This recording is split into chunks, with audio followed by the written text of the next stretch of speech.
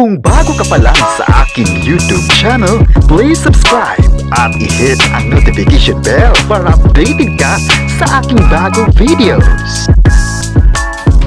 Batang Quiapo, patuloy na tinangkilik ng mga viewers. Matatalo kaya sa ratings game? Ang buong kwento, alamin!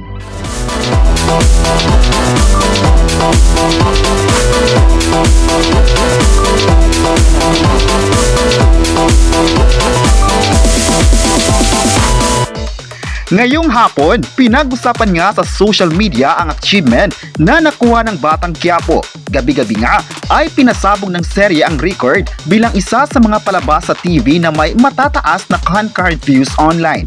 At pati nga sa Free TV ay talaga namang sinusuportahan ng mga viewers at kumapit pa rin sa mga intense na eksena. Latest nga ngayon na masaya ang kapuso actor ng machikahan ng isang sikat na press sa pelikulang Mig and Brian na ginanap sa SM Mega Mall nitong July 29. Dumalo nga ang kapuso actor sa premiere night bilang suporta kay Direk Cathy Camarillo na nakatrabaho sa pelikulang Chances Are You and I kasama si Kira Ballinger. Nakakatuwa raw na nagustuhan na ng mga tao ang Encantadia Chronicles dahil sunod-sunod nang matataas ang aggregated ratings nito laban sa FPG's Batang Quiapo. Nitong Martes, July 29 ay naka 12.9% ang Sangre at mas mataas pa rin ito sa Batang Quiapo na naka 12.7%. Payag ni Kilven, lubos siyang nagpapasalamat sa lahat ng mga sumusuporta sa Encantadia. Sa Encantadix raw, sa mga mamamayan ng lahat na talagang sumusubaybay sa Encantadia, sobrang grateful at thankful siya sa kanila. Sa pagkakaalam ng lahat, ay matagal nang natapos ang taping ng Sangre pero posible kayang ma-extend nila ito kung tuloy-tuloy na matataas ang ratings nito at maganda ang feedback sa kanilang fantasy series. Ayon pa niya, inaayos raw ng mga ito ang posibilidad na extension ng programa. May posibilidad raw pero yung schedule ng lahat ng mga artista ay nililikom pa nila. Parang 2 months ago, natapos na ang taping. Yun daw ang nangyari. Naging maganda yung bunga ng Sangre kaya nagkaroon na ng schedule ang bawat isa. Hopefully raw ay maayos na ito para ma-extend. Tinanong naman ang production ng Sangre pero ayaw nilang sagutin ang posibleng extension nito. Sabi naman ni Kelvin, nakakatuwa lang daw na marami na ang nagkakagusto sa Sangre. Hindi naman raw nila inisip ang pakikipagkompetensya sa katapat na serye. Sa kanila lang daw ay hindi sila bumabase kung manalo or matatalo. Ang importante lang daw sa kanila ay ma-entertain nila ang mga audience. Kung ganun raw ang mangyari, masaya siya sa mga nangyari kasi parang naging healthy competition naman na mas ginalingan ito ng bawat isa para mas maging maganda ang project o programa na maihandog nila sa mga tao. Napangiti si Kelvin Miranda nang pinag-usapan ng obserbasyon ng netizens kung paano niya ikumpas ang paglabas ng brilyante ng tubig nilang si Adamo sa Sangre.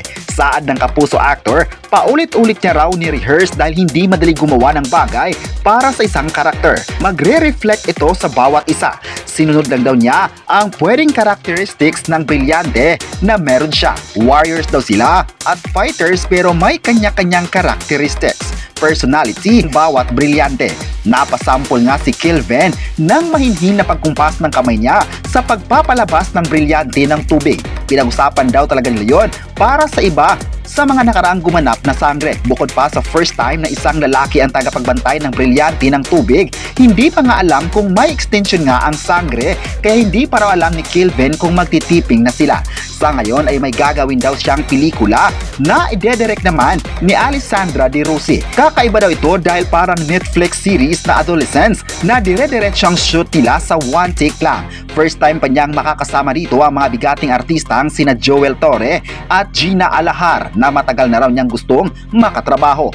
Dahil dito ay marami sa mga fans na nasabing Batang Quiapo ang nagkomento tungkol dito. Ayon pa ng netizens, ang Batang Quiapo ay malakas ang viewership sa online at pati na sa Free TV.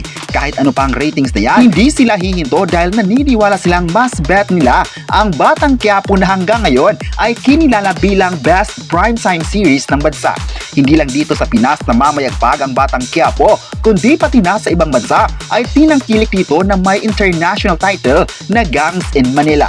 Marami nga sa mga viewers na kapag naglalabas ng behind the scenes footage ang Batang Quiapo ay namangha sila sa on the spot na pagbubuo ng script sa kwento. Sa taas raw ng pagiging numero 1 ng Batang Quiapo ay nakuha lang itong bumuo ng script on time. Kaya marami sa mga viewers ang proud sa nakuhang kasikatan ng pambansang serye ng taon. May ilang viewers naman ang nagsabi iba talaga ang nag-iisang Coco Martin dahil napaka-dedicated sa pagbubuo ng napakagandang flow ng story, angles at cinematography. Napabilib rin ng lahat sa mga karakter na pabilang sa isang serye. Hindi talaga tinipid ng production ang paggawa ng isang serye na hanggang ngayon ay pinag-usapan pa rin sa social media. Ayon pa sa ilang pahayagan, mas excited pa sila na makita ang susunod na episodes. May nagsabi pa na mas intense na ang tagpo sa Batang Quiapo sa Lunes dahil agawan na ng trono sa mga Montenegro at Guerrero. Sino-sino kaya ang magwawagi sa karapatan ng dalawang mortal na magkalaban? At may netizens naman ang nagsabing hindi sila naniniwala na natalo ng kabila ang Batang Quiapo dahil alam nila kung gaano namamayagpag ang isang serye sa TV.